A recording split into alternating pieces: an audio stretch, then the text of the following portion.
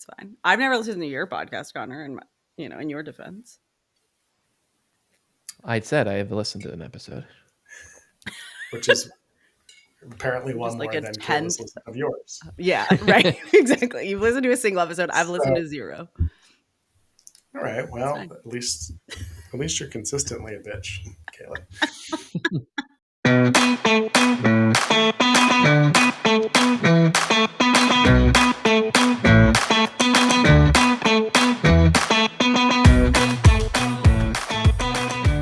Hey, adventurers. Welcome to Let's Just Go podcast. I'm Chris. And I'm Kayla. And today we are joined by a good friend of ours, Conor Brown. And we are going to be talking about Universal Orlando Resort, which I think all three of us are big fans of. Am I right? Agreed. Oh, yeah. Huge fans. Yeah. I haven't been in a while. It's been 2 years, I think, since I last went. It was with you, Chris. Yeah. Well, and I was just there with Connor 2 weeks ago. That's right. And I was just there 1 week ago without any of you. So, that's sort of rude to go without us, but okay. Well, shows last minute. It wasn't really last minute. I live, for the listeners listening, in Orlando, just minutes from the Universal Orlando property. So yeah, I love going. I think all of us, I guess, kind of started as Disney fans probably, right? And kind of added on Universal at some point in our lives, and I love it. I think it's great. There's so much to offer, and I'm excited to talk about it. Yeah, I think it's almost like the the cousin Eddie, right? Like who shows up? Oh yeah. At Christmas, right? I for those of you at all familiar with the Philadelphia area, I often equate Disney as the mainline section, a little more refined, upscale, and then you have Universal, which is more like Delco, Delaware County, right? Which is a little bit more like me, a little more crass, a little bit, a little That's less where you're refined, from, right? Yeah, but a lot of fun, like a lot of freaking fun. I don't know that I would call you a lot of fun. Are you an asshole? Yes. Are you a lot of fun? It's questionable. If we continue on that analogy, would SeaWorld be the prison, or where would it fit in? I think there? SeaWorld would be the squirrel that's in the Christmas tree. Oh, full circle. Yeah, okay. Yeah, So yeah. back to Universal. Got it. That's Earl the squirrel to you, by the way, sir. Oh man, yeah. Poor SeaWorld. I mean, we're not going to go there. That's somewhere we're not going to go. I've never been, and I have no desire to go. So you're right. We will not be going there. I have one in my backyard, essentially. I will not go. But this is not an episode about not going to SeaWorld. This is an episode about Universal. No. So Connor, talk to us. Why were you just there last week? So last week, I was there for Mardi Gras. So Universal has several seasonal events throughout the year. Some of them are an added event, like we'll talk about with Halloween Horror Nights. Some are included and have add-ons, like their holidays, their Grinchmas Holiday Spectacular, and one of the big ones that is included with your park admission, and there are upsells to it, is Mardi Gras. So it's something that happens February and March at Universal Studios Florida. That's one of the theme parks in the Universal Orlando Resort. And it's great. I mean, if you want to kind of equate it to Disney, they have a variety of food stalls like any of the Epcot festivals. And they call it the Carnival of Flavors. So it's not just, New Orleans Cajun food, but it's food from all over the world, places that celebrate Mardi Gras in some capacity. So there's a Brazil booth. There's, of course, plenty of American booths. There's other ones beyond that. And then the two big things, pretty much every night they do a Mardi Gras parade where they have floats that are actually built by the same companies that build the traditional Mardi Gras floats in New Orleans. And it's awesome. Guests are able to, through a variety of ways, get on the floats and toss beads. You don't have to do the normal things to get the beads like you would in New Orleans. They You would just throw hope. it. You just have to be there. So, Yeah, Chris, you can I keep have your to. shirt on for I have You to might keep get my kicked out everyone's. if you do the normal things. keep That is true. keep my boobies covered. Yeah, got Um, yes, great. That's great. That should be your motto, by the way. it's a good life lesson. They also have, so like Epcot's festivals have nightly concerts where they bring in a lot of acts.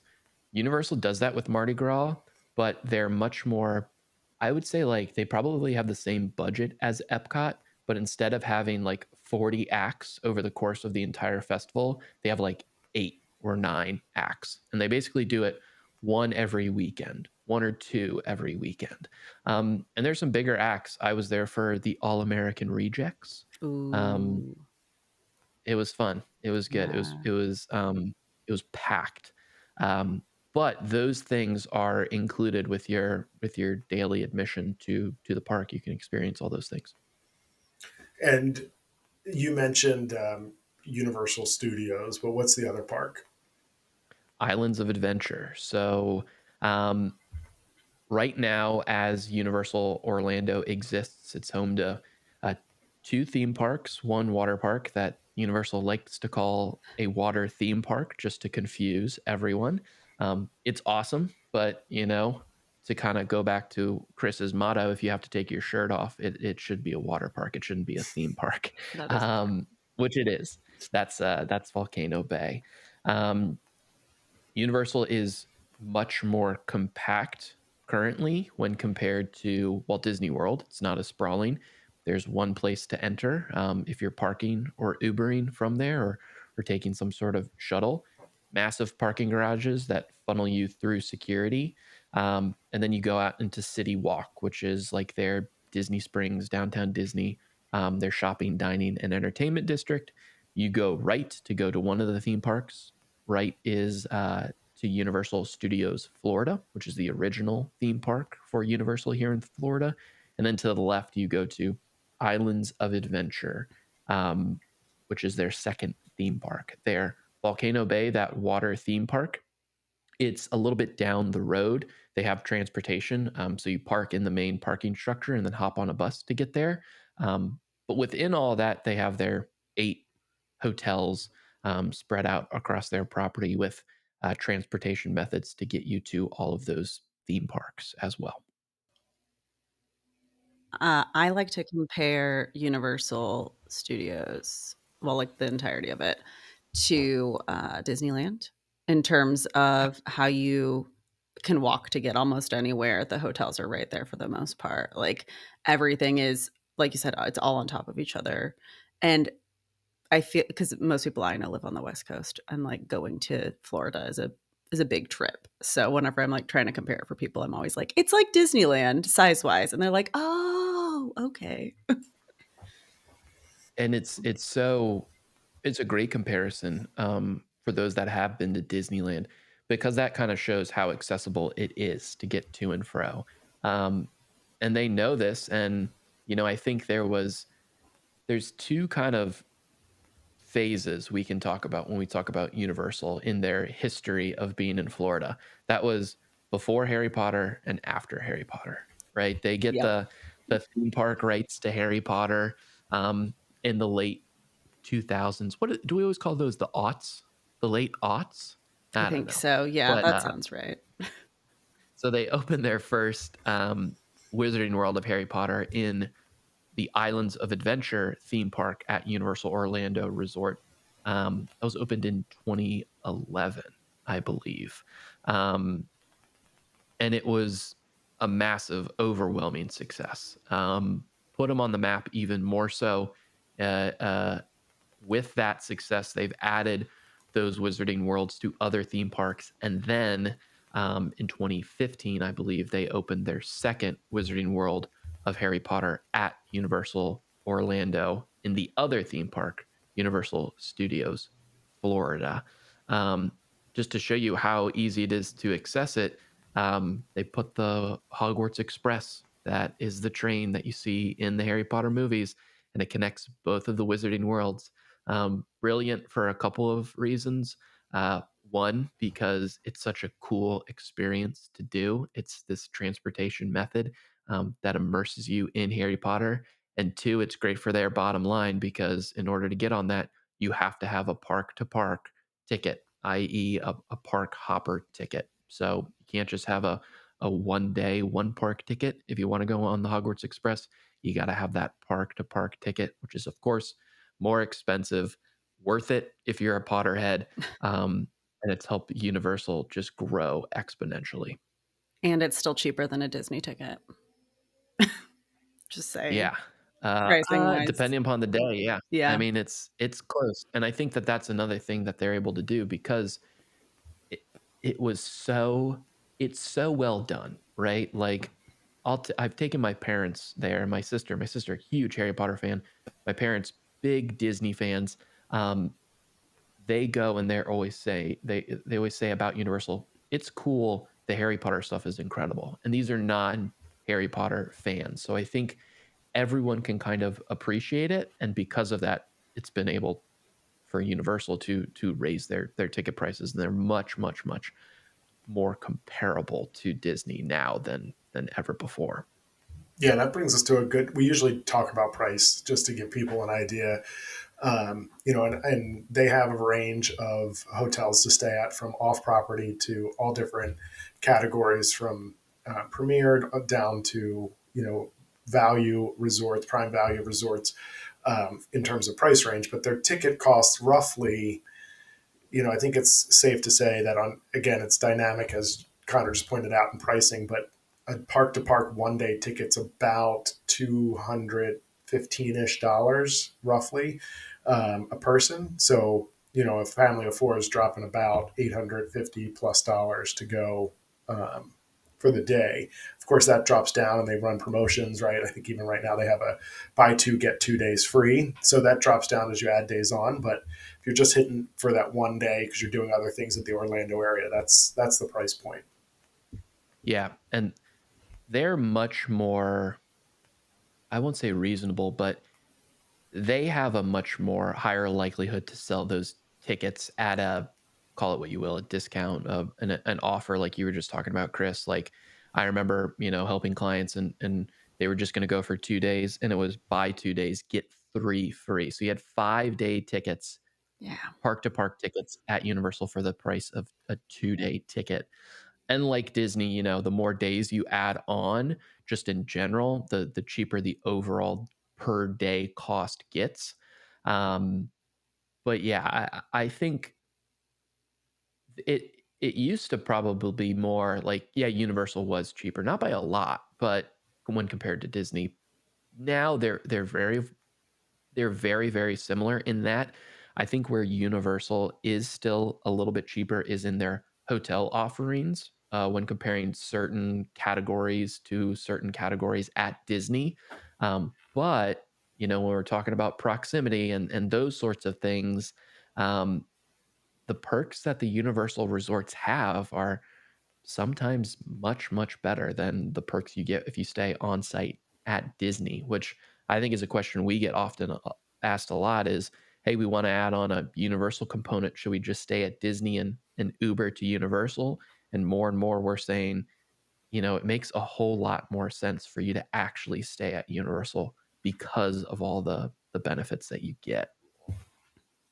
Yeah, and I think I it's completely it's just a agree. different experience, Yeah. Yeah. right? It really is. Um, I just want to echo. I love the fact that it's all walkable and the close proximity to everything. Let's pivot for a second and just you mentioned the water park, but there's nothing that I would rather not do than swim in somebody else's oils, feces, pubes. So water parks in general for me are usually a hell no, but I gotta say Volcano Bay is the one water park that does it right. What's your favorite? Kayla, have you ever been? No. I love water parks though. So that's really funny because I have a season pass to Schlitterbahn, which is like 40 Oh, minutes from my house. nice. Yeah. For those of you that don't know, Schlitterbahn is like the coolest biggest, I think, water park in the world. It used to consistently be on the like Travel Channel, like best water parks shows things. So I loved it going to water parks, but I've never. So for me, whenever I go to Universal, it's always attached to a Disney trip, and Mm. I also usually am not going for a super long time because of the fact that I don't live in like a pretty close proximity to Florida. And usually my mom is with me, and that means that we're traveling in the summer because she's a teacher and it's the only time she can travel. So I've never done Volcano Bay. I have done Disney's water parks, but no, not Volcano Bay. All right, so they do it right for a few reasons. Well, the main reason is they have the tattoo. It's Am hard I to saying it it's right? hard to say. I think it is taboo Tapu, taboo. Yeah. tapu, tapu. Right, where Yeah. you get your band, and it has a lot of features, but one of the best features is the idea that you can go up to one of their more popular attractions, tap your band, and get a return time. Right, so that, I mean, you still have to wait a little bit of time in line, but you're not waiting a ridiculous amount of time, and it just So helps. those tapu tapus, you're given them, right? It's not like a magic band now where you have to purchase them. When you pass through the gate at Volcano Bay, you are given one. You have to wear one. And it's not just the most popular attractions that have a virtual kind of wait time. It's all attractions except for one or two. Um, there's big boards all throughout that'll say, hey, this is a ride now attraction, meaning you don't have to go up and get a ride reservation to come back at another time. Um, but it helps you manage your experience more.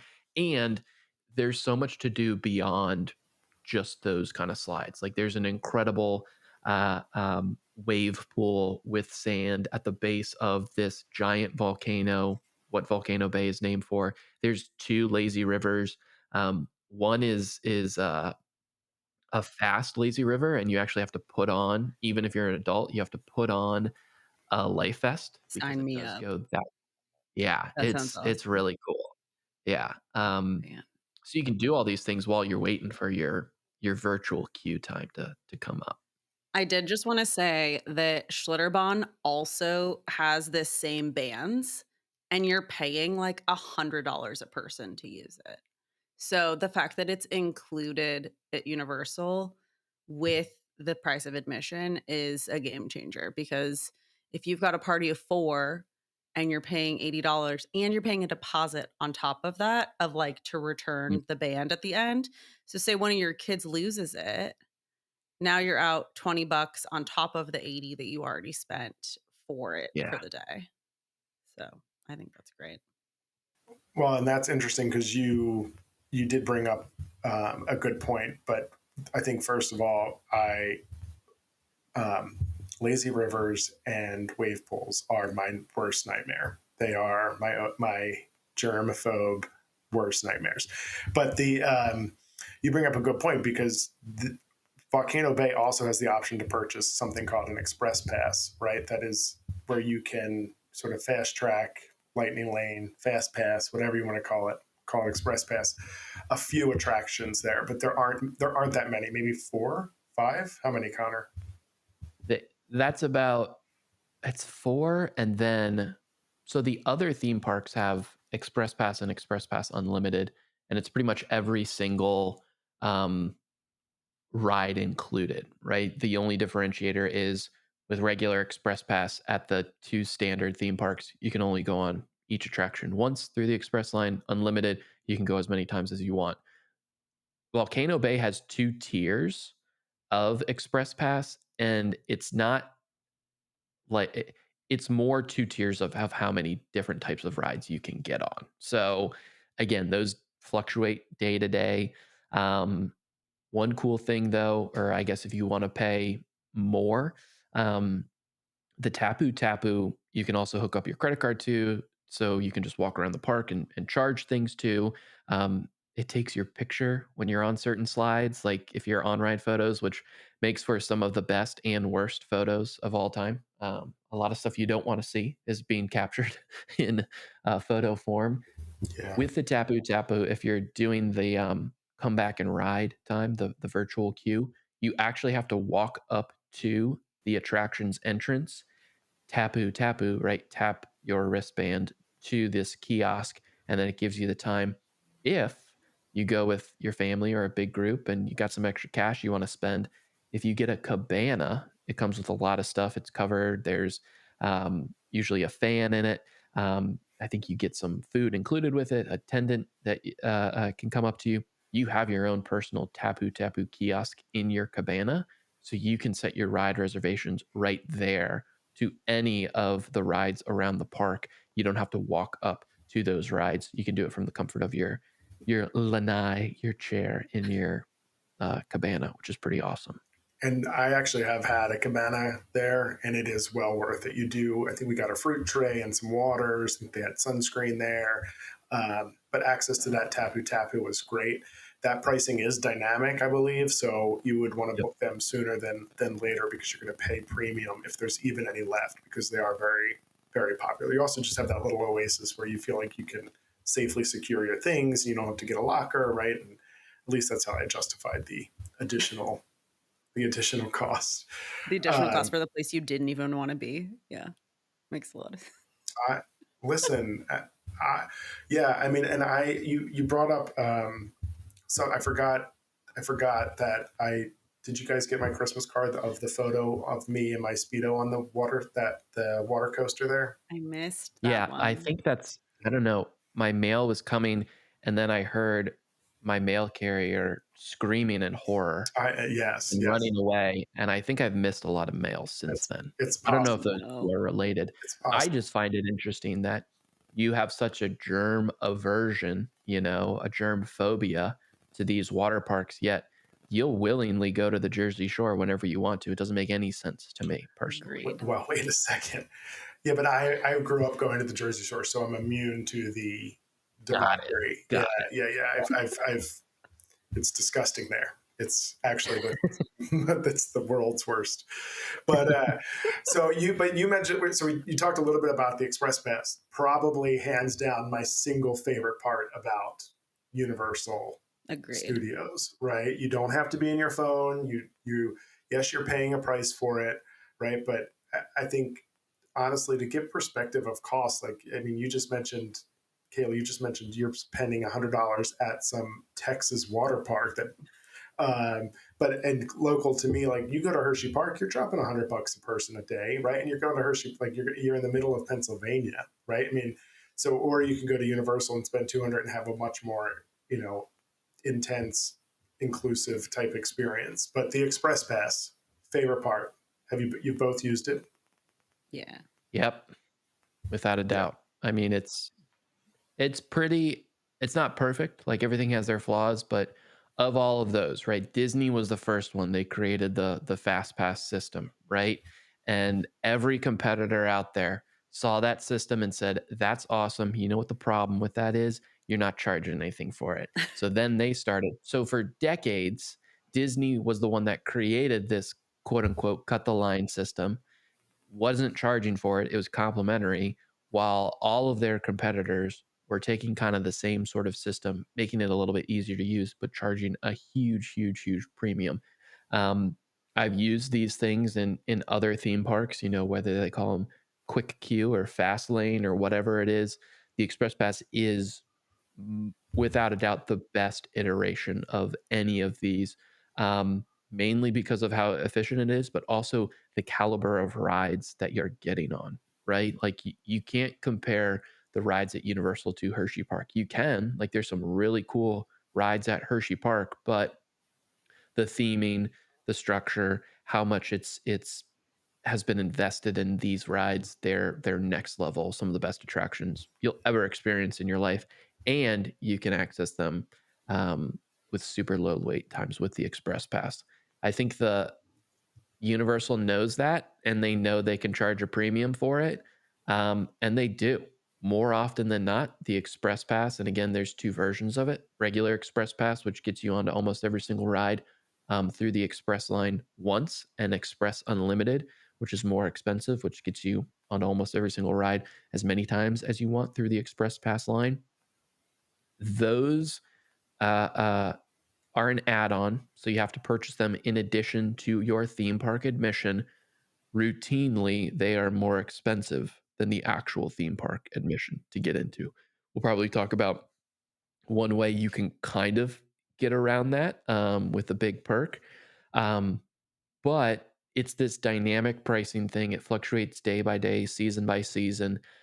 They can sell out of Express Pass because they want to make it as useful to people as possible. And if they hit a certain number, that means that the Express Pass is actually going to have a line, more of a line than it normally does, which is like 10, 15 minutes or so. Um, so they want to kind of eliminate that as much as possible. But um, yeah, it's really, really, really awesome. Yeah, one time we had annual passes and we were just staying at Universal one night before a cruise, and we went into the. I was like, oh, I should buy the express pass, and it was about $180 a person, like about a month out. And I was like, that's crazy. There's four of us. That's a lot of money. And then we get there, and I'm like, shit, this sucks. I don't want to wait in line. So I go up to the park planning desk at Aventura, at Sapphire Falls, one of their on-site hotels, and I'm like, I want to buy that. They're like, oh, okay, it's $299 a person. I was like, what? So, needless to say, my spoiled kids, we walked in. I think we spent an hour in the parks that day because they were like, we're not waiting in line. I'm like, you little bastards. But I felt the same way because I think part of it's knowing that there's another option, right? And if there wasn't, we would wait in the line. But there is a trick. There is a trick. And the trick, as Connor was referencing, is that you book a hotel night at one of their premier hotels. So at Lowe's Portofino, Lowe's Royal Pacific, or the Hard Rock Hotel, any one of those three, and the express pass is included. Your day of check-in through your day of check-out, right? Which is a big deal. So Yeah, it's probably the best like hotel perk you can get out there, right? Next to Yeah. just staying at an all-inclusive, right? Or whatever it is. yep. I mean, it's Oh. you're going for rides. Those three hotels, again, what Chris said in their deluxe category, um, are all the closest hotels to the two major theme parks. Um, it is included, right? You still have to purchase your theme park tickets, right? So the tickets that are going to get you through the gate at the theme park, but then your room key to those hotels doubles as your Express Pass Unlimited, right? You get the top tier Express Pass included for staying at those hotels. And the coolest part, yeah, to Chris's point, it's each day that you're quote unquote staying there. So if you're there for one night, you get Express Pass for the day you check in and the day you check out. So you can get there early in the morning, check in, your room's not ready. You still have your ability to use it, right? Yeah. Correct. Yep. Yep. And so And huge save. I mean, if you have multi-day tickets, it's a no-brainer, right? I mean, Yeah. the yeah, amount of money you're going to save or the value you're going to get, I guess. You also mentioned something actually a little bit ago that we haven't talked about, right? The how awesome the rides are, right? And we've all talked about Disney. You mentioned we all love Disney, but we went once, my family and friends, and we did Universal first, and that was a mistake because then my kids we were on Rock and Roller Coaster, and even I was like, what the hell? This ride It's so sucks. disappointing. It is so disappointing, right? Because you, Connor, attributed the attractions at Universal to Hershey Park. Hershey Park and Six Flags and all those theme park or theme parks have a lot of awesome roller coasters, right? But they don't have the storytelling and the immersion behind that you get like in the Harry Potter, the Wizarding World of Harry Potter, for example, right? So they really do that storytelling with the intense attractions, and I think they do that well, and which is brings me to what's to come, right? Because I yeah. am freaking excited for 2025. Oh yeah. Epic Universe. Yep. So this is their newest theme park that they are building. I think one point that's important to call out that Chris said is um, the intensity of the rides, right? Like this is a much more for someone who appreciates thrill on an attraction, this is kind of your paradise, right? If you're prone to motion sickness, if you get the willies on, the Barnstormer, this ain't for you, right? And I think we talked to a lot of clients that they might want to go to Universal, but we really shouldn't have the conversation until the kids are at least preteen level, um, because where at Disney, a vast majority of rides do not have a height requirement. At Universal, a vast majority of rides do have a height requirement. Um, but that is all to say they're doing a great job of broadening their horizons while still not alienating the audience that they currently have. So we talk about the future. There's some things coming to the current parks. There's a new DreamWorks land coming to Universal Studios Florida, which is going to have characters from that studio, including Shrek Swamp, which to say, I Oh, am. that's Kayla's ass. Have you seen I think there's a Your DreamWorks ass? park in yeah, have you seen my ass? No. I think that there's a DreamWorks park. I want to say it's in Europe somewhere. I recently saw TikToks of Shrek Swamp in this DreamWorks park, and it looks so cool. Yeah, I think the only thing that's going to make it better is it being here in Florida, and you can go to Shrek Swamp Literally a while swamp. having swamp ass, Yeah. which is going to be great. I think that talk about immersion right Wow. there. July, Um, July in Orlando and Shrek Swamp. Yeah, Oof. it's gonna That's smell really good. immersive. Yeah. this past summer, they've turned the front of Universal Studios Florida into a Despicable Me Minions kind of land. They call it an Illumination land. So characters from that property, they've added a new Minions ride, um, which is a lot of fun. It's a shooting ride that you're on a conveyor belt. You're almost like on the luggage belt at the airport. It's really really cool. But yeah, the huge thing that's coming that I think is going to change a lot in the theme park space is Epic Universe. 2025, it'll be opening. It's going to change Universal in a variety of ways. I think it's going to change it in um, how long people want to stay at Universal, right? I think it's going to change how many people are requesting that, our Universal component of our Orlando trip. Um, we actually want to stay on property. I think there's going to be a lot more people for that. And it's also going to change how you navigate the park. So I think really the only con with Epic Universe is when Kayla was talking about comparing Universal Orlando right now to Disneyland, and we're talking about the accessibility and walking and ease of all that.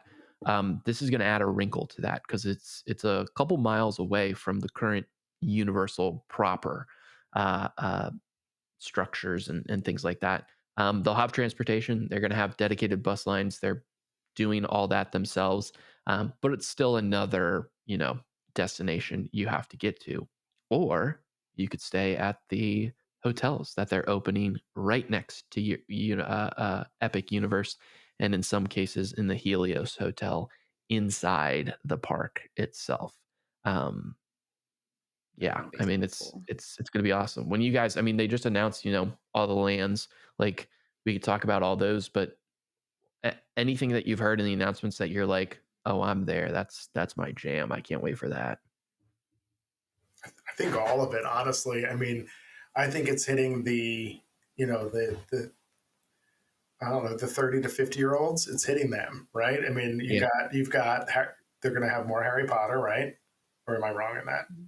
Yeah. Yep. They're gonna have more Harry Potter. It's gonna be so forgive me because some things have been announced and some is high speculation. Oh, So all right. So all it, we really know, yeah, all we really know that has been announced about the Harry Potter is that it's uh, initially it was going to be more Fantastic Beasts and Where to Find Them, which is the second kind of franchise from Harry Potter that didn't take off as much as they wanted to. But a huge component of that series is France, like the Wizarding World of France. Um, so the streets are going to be much more like Paris.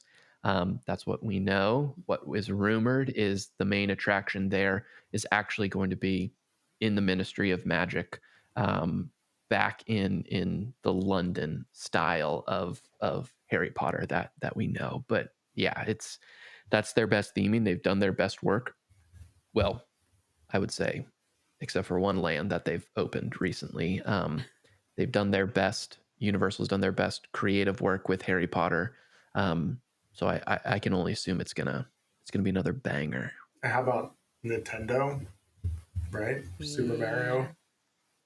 So I think Nintendo is probably the most important property that Universal has. So Universal doesn't own Nintendo, much like Harry Potter. They have the theme park rights to Nintendo, and they got that partnership was announced 10 years ago, and in that time, they've taken a lot of time to get up to speed and stuff. But they've opened 2 Super Nintendo lands so far. One in Universal Studios Japan, and one that just celebrated its 1-year birthday a couple days ago, at Universal Studios Hollywood Super Nintendo World, which is themed to really the world of Mario. But what is coming in Universal Orlando at Epic Universe is their biggest Super Nintendo land to date. It's going to be really, really, really cool. It's going to look like the Mushroom Kingdom. It's going to have a Donkey Kong roller coaster ride. Again, that has been announced for Japan, so we know that it is coming for Japan. But we do know the heavy rumors are that it will be at Super Nintendo World in Epic Universe. And then most likely the 2 attractions that they've also have in Japan is a Mario Kart ride, which is also at Universal Studios Hollywood, and then a Yoshi ride, which is only in Japan right now. The reason I think that is so popular is because, or that is so important in Nintendo, is that's generational. Like Chris, you were talking about, this is appealing to the 30 to 50-year-olds. Before my parents had me, my dad had a Super Nintendo that he would play, right? I played on the N64.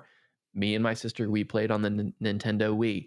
My little cousin has a Switch, right, that they play on. So this kind of transcends generations. Like, everyone loves Mario. I think what's more important is last year, one of the only films to cross over $1 billion was the Super Mario Brothers movie, a massive success for Illumination, which is a Universal Comcast property. They're going to have 10 more movies of that, and it's going to be relevant for decades to come. So that's another kind of thing to throw into this, which I think is going to make, Epic Universal that much popular. Yeah, I actually have Comcast is in Philly, right? And so a neighbor of mine and friend, he's higher up in Comcast, and often talks about how, when they see the business reports on the theme parks and how well they're doing, right? I mean, can you get your cat out of the fucking fuck? What the fuck is that cat? Leave my cat alone. God. You can't say those things to me.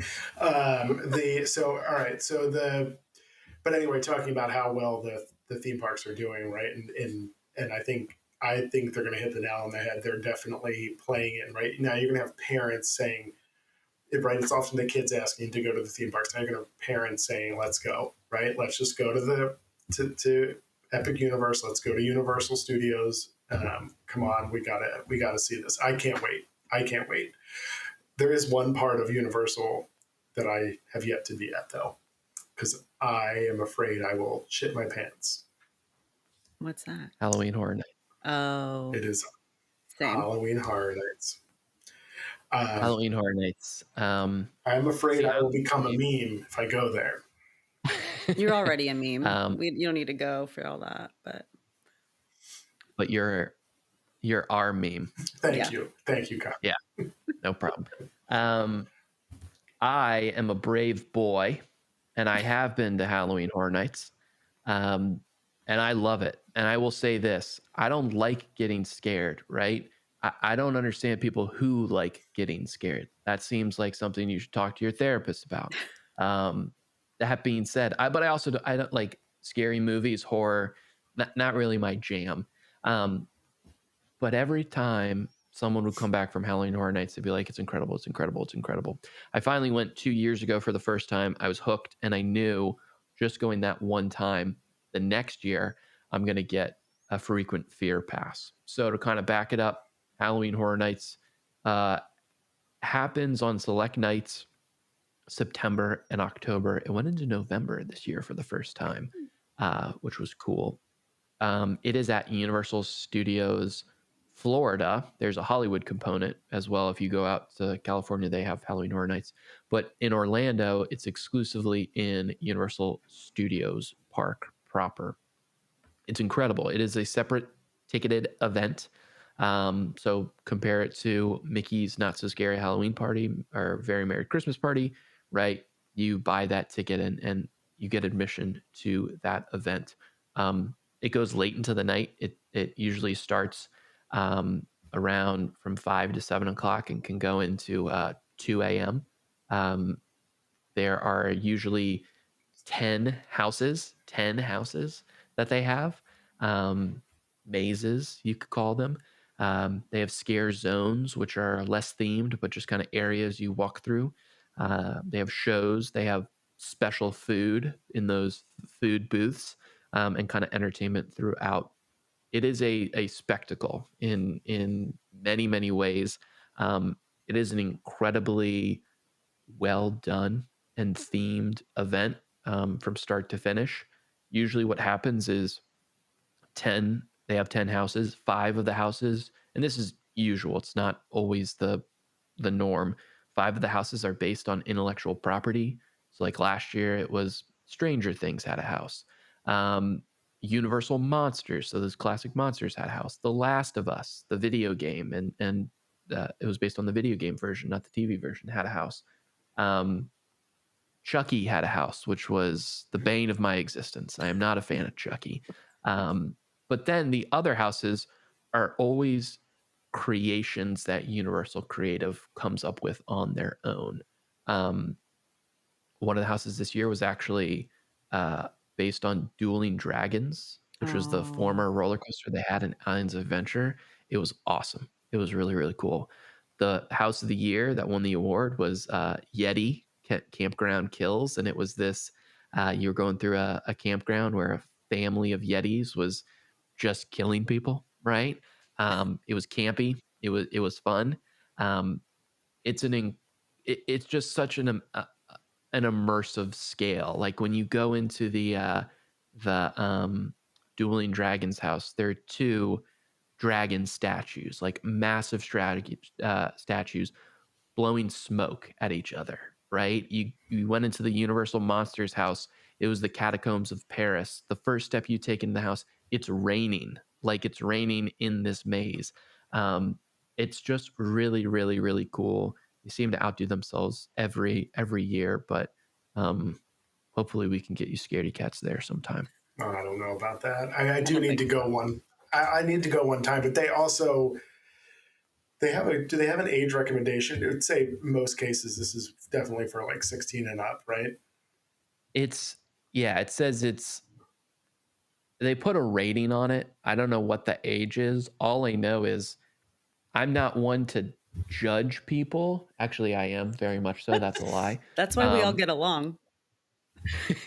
Who I judge the most is when I'm at Halloween Horror Nights and there's a family and there's like a 6-year-old kid that they're toting around. That kid could say like, I want to go. You're like, I feel like as a parent you should say, nah, I don't think so. Yeah. Well, and in part, some of the shows are definitely like sexually explicit, right, and provocative, and so it's probably not the best. That's what Chris is A most little more excited vague. about. Yeah. Mhm. Yeah. Mhm. That's right. Just going to go see that show. Yeah. I did just look at my Christmas cards and realized I accidentally put the picture with the wedgie in the Speedo, so that's probably part of the That's of what happened. So Yeah. Does that get flagged as spam, or how does that happen with snail mail? yeah, I don't know. I think it was Hmm. burnt. It was all thrown in a fire. Got it. All right, so your number one attraction. We'll go quick round around the horn here. What's your number one attraction there, Connor? So I always like to say like the best and then my favorite, because the best is Hagrid's Magical Creatures Motorbike Adventure. I mean, like I would agree with that. it's an insane ride. It is insane in a good way, right? Mhm. It's just the right level of intensity for someone who might not like an intense ride. It's so creative. There's some surprise elements to it. It's a really, really cool roller coaster. Has cool intellectual property in Hagrid and Harry Potter. My favorite ride is Revenge of the Mummy. Ah, It's just a really It's good. fun indoor dark roller coaster. Brendan Fraser, come on, he makes a cameo. You can't go wrong. I love that ride. I don't disagree with that. I absolutely agree with the Hagrid's being a very unique, probably the coolest roller coaster I've ever been on because of the surprise elements, right? But yeah. I'm going to go with Velocicoaster as my favorite. Awesome, awesomely It is intense. so good. Yeah. Ugh, My last trip to Universal was literally days before Velocicoaster opened. So I have not been on it. I don't do intense coasters. So for me, Hagrid's is perfect because there's no going upside down. There's like nothing really intense. However, I did intentionally like avoid spoilers before going on it. I'm not going to spoil anything for anyone else, but I went on the single rider next to a mm, child that had been on it before, and the surprise element you're speaking of, I screamed so loud. She laughed at me the entire rest of the ride. She was like Is that's 8, that good. and she was like, "What a weird lady." she's like loser? What look at this loser? Yeah. Yeah. But I think She Hagrid. definitely talks to her therapist about you. I do agree though that the Mummy is such a the Mummy is like nostalgia for me. Yeah, Yeah. Yeah. Well, it's well love it. done, right? Because it's a little bit of storytelling. It's a little bit. I feel that way about Escape to Gringotts or of Mhm. whatever it's called. Yeah. It's like Escape roller from. From coaster Escape from from Gringotts. You don't want to go yeah. to. Yeah. Uh, the tomato, but a little bit Yeah. of a combination of storytelling with a thrilling roller coaster ish type Yeah. attraction. I'm all in, right? But And those it is seats the are one thing also that oh, go ahead. no, they're yes. We should talk about that for just a second. Yeah, the test seats. If you are a little bit more plus size, you should at Universal um, Studios Orlando. You should definitely do the test seats to see Mhm. because there are a fair amount where you may not be able to ride the attraction. Yeah. And they pretty much have a test seat out in front of almost every single attraction. Yeah. So Right. you can go and give it a whirl before you get in line for that. Yeah. Usually. Yeah. So that Unless it's Hagrid, then the line's really long, and then you have to wait till you get That's true. like halfway through the line. That's true. Yeah. well, I do want to go back. I do want to go back with the Express Pass, and I can't wait to be back there. And maybe this will be the fall that I'll go to Halloween Horror Nights. What we should do is and this is me inviting myself back on the show. We should do an Great. episode previewing Halloween Horror Nights, right? And with the notion that Chris is going to go this year, and we break down the houses and see how scared he is, and then we can come back on, and then he can tell his tale, and then I'll tell my side of the story. Or you could just do it Maybe live they'll. there. Well, We can do it live. you can't record, right? But maybe we can get Oh. some audio clips of me crying. It Or actually just we for could screaming. pop. That's what. Yeah, Mhm. we might end up with our first sponsor after that, and it depends. Yeah, Yeah, yeah, yeah. it will depend for sure. Yeah. It sure will. I think that's a Was that great a fart? idea. It's a great idea. It's a great idea. We should Oh definitely pitch God, that. Yeah. To who? Us? I No, mean, pitch it to Depends. oh yeah, for sure. They definitely want me as their spokesperson. Well, it's like Uh, Pedialyte now. Pedialyte's gone full or for people with hangovers. Oh, Forget yeah. children who are sick. So That's there you true. go. Depends for you scaredy know, cat 30-year-olds who are going to shit themselves at a Halloween event. that is actually the tagline of my biography. Yeah. So, um, no, Connor, thank you for joining, sharing about Universal. I know we love it. I know you love it. You know, there's really nothing that can go wrong. You know, with if you find yourself booking a trip to Universal, and you're on your way soon to Universal Hollywood, right?